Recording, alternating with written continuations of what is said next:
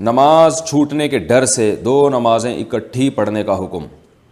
محمد حسین امریکہ سے پوچھتے ہیں اگر نماز چھوٹنے کا ڈر ہو تو کیا دو نمازیں ایک ساتھ پڑھی جا سکتی ہیں جیسے ظہر اور عصر یا مغرب اور عشاء؟ ایک حدیث میں آتا ہے، بخاری مسلم کی حدیث ہے کہ آپ صلی اللہ علیہ وسلم نے بغیر کسی عذر کے دو نمازوں کو اکٹھا پڑھا ہے مدینہ میں۔ تو یاد رکھیں تمام مجتہدین فقہاء علماء کے نزدیک یہ حدیث اپنے ظاہر پر نہیں ہے، بلکہ اس حدیث کا مطلب یہ ہے کہ وہ جمع سوری تھی۔ سوری کا مطلب یہ ہے کہ ظہر کو آپ صلی اللہ علیہ وسلم نے عصر کے قریب کیا اور ظہر پڑھی، اور جیسے ہی ظہر پڑھی ہے تھوڑی دیر میں ظہر کا وقت قضا ہوا اور پھر فوراً عصر پڑھ لی۔ کیونکہ جو حدیث میں آتا ہے کہ آپ صلی اللہ علیہ وسلم نے دو نمازیں اکٹھی پڑھی ہیں تو اس میں یہ بھی آتا ہے کہ نہ سفر تھا، نہ کوئی خوف تھا، نہ کوئی بارش تھی، کچھ بھی نہیں تھا۔ وجہ اس کی ہے کہ حدیث میں تعویل اس لیے کی گئی ہے کہ قرآن مجید میں اللہ تعالیٰ کا ارشاد ہے ان الصلاۃ کانت علی المؤمنین کتابا موقوتا، نمازیں مومنین پر مقررہ اوقات میں فرض ہیں۔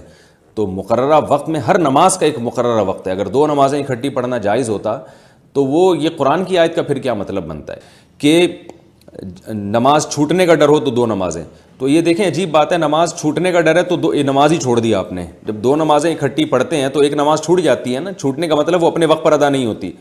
تو سفر میں حکم کیا ہے وہ ایک الگ ٹاپک ہے، لیکن حضر میں دو نمازوں کو چھوڑنا یا ایک نماز کو دوسرے وقت میں لے جانا یا ایک نماز کو اپنے وقت سے مقدم کر لینا یہ بالاجماع باطل ہے، اس کی شریعت میں بالکل بھی اجازت نہیں ہے اور کبیرہ گناہ ہے۔ لہذا آپ نمازیں اپنے وقت پہ پڑھا کریں، چھوٹنے کا ڈر ہو تو اس ڈر کو ختم کریں کہ نہ چھوٹے، کیونکہ سب سے پہلے نماز ہے، باقی کام بعد میں ہے۔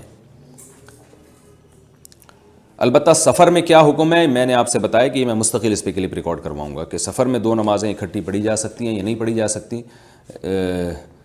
مختصر فی الحال آپ یہ سمجھ لیں کہ احناف کے ہاں دو نمازیں سفر میں اس طرح سے پڑھنا کہ ایک نماز کا وقت دوسرے وقت میں داخل ہو جائے یا دوسری نماز کو بالکل پہلے وقت میں پڑھ لیا جائے، یہ جائز نہیں ہے۔ اس کے دلائل کیا ہیں یہ پھر کسی وقت۔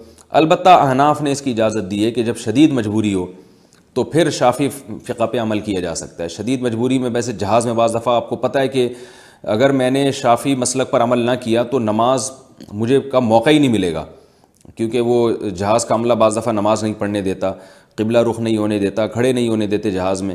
تو ایسی شدید مجبوری میں کہ جب آپ کو پتہ ہے نماز 100% قضائی ہو جائے گی اور یا مجھے سیٹ پہ بیٹھ کے پڑھنی پڑے گی، تو پھر ایسی شدید مجبوری میں شافعی فقہ پر بعض علماء کے نزدیک عمل کیا جا سکتا ہے، تو پھر اکٹھی پڑھی جا سکتی ہیں۔